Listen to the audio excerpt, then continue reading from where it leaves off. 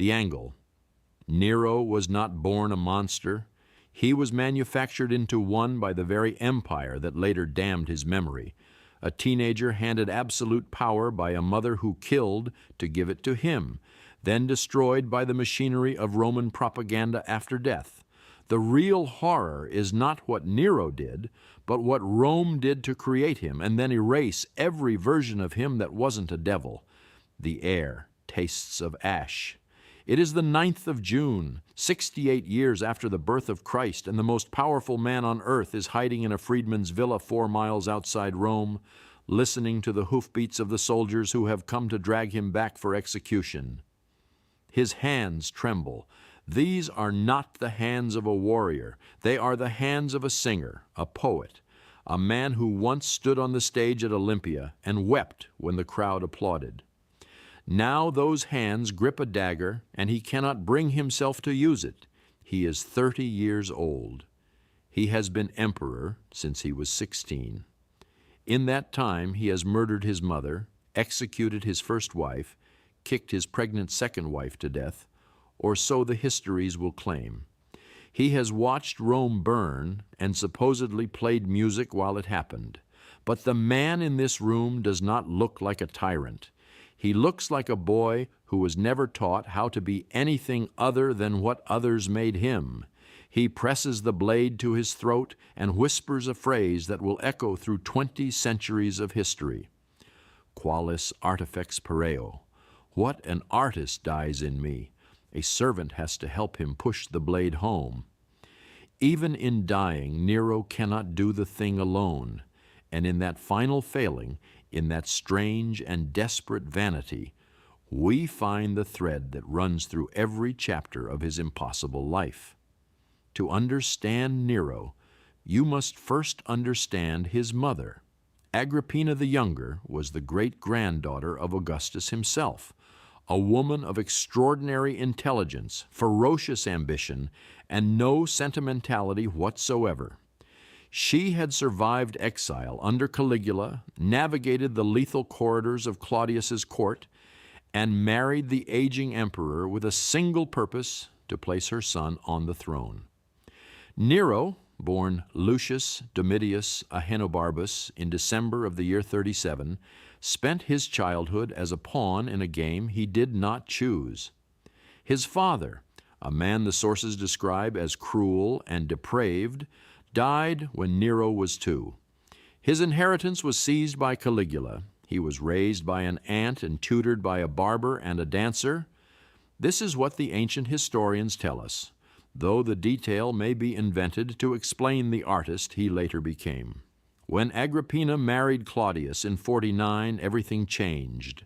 She had the emperor adopt Nero, sidelining Claudius's own biological son Britannicus. She placed beside Nero the greatest Stoic philosopher of the age, Seneca, as his tutor, and the hardened soldier Burrus as his guardian. Then, in October of 54, Claudius died, almost certainly poisoned by Agrippina, likely with mushrooms served at the imperial table. The Praetorian Guard declared 16-year-old Nero emperor. He stood before the Senate and delivered a speech written by Seneca, promising a return to Augustan values, pledging clemency, vowing to respect the Senate's authority. Rome exhaled. After the madness of Caligula and the bumbling of Claudius, here was a young prince guided by a philosopher.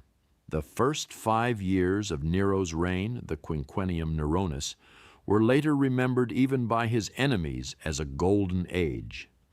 Tax reforms eased the burden on the provinces. Legal protections were extended to slaves. The treasury stabilized. Nero showed genuine interest in diplomacy, the arts, and architecture. He was generous with public games and spectacles, beloved by the common people of Rome in a way that would persist long after his death. But there was always Agrippina standing just behind the throne. She expected to rule through her son. When Nero began to resist her influence, taking a mistress, making decisions without her counsel, she threatened to throw her support behind Britannicus instead. Britannicus died at a banquet in early 55, convulsing after drinking what was officially called a seizure remedy.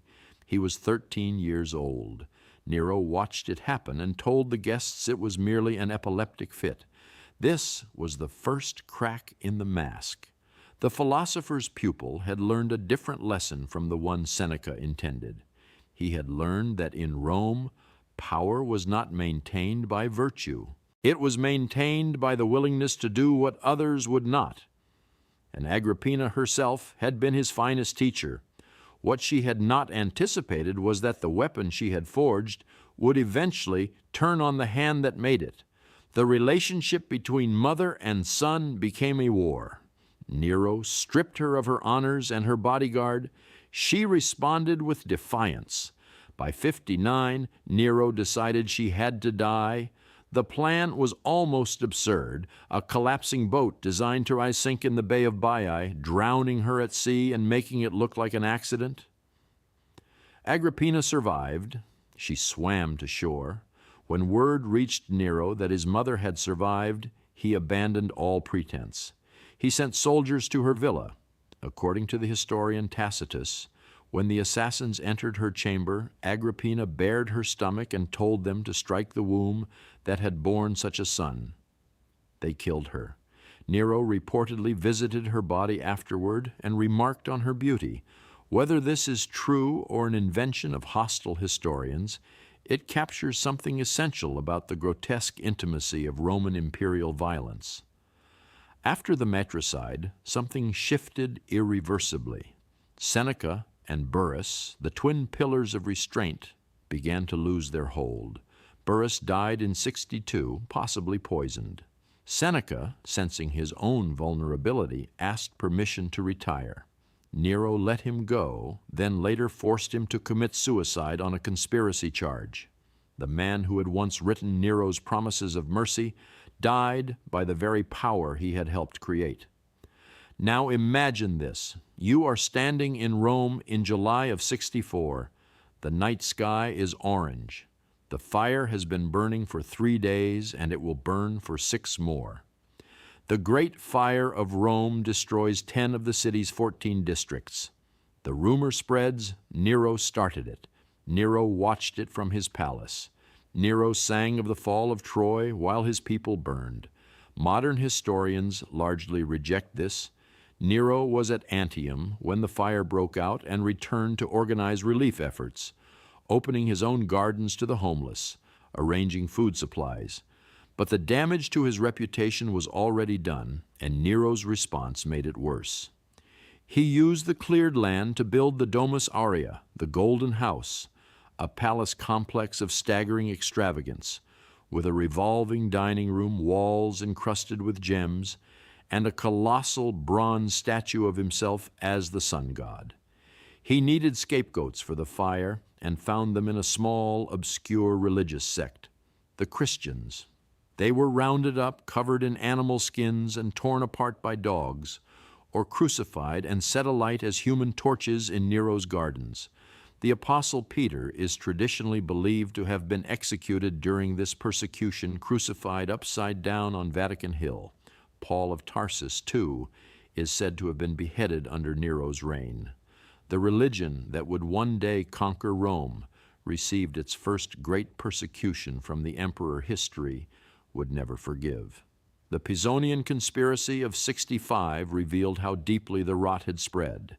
Senators, soldiers, and poets plotted to replace Nero. The conspiracy failed, and the purge that followed was savage.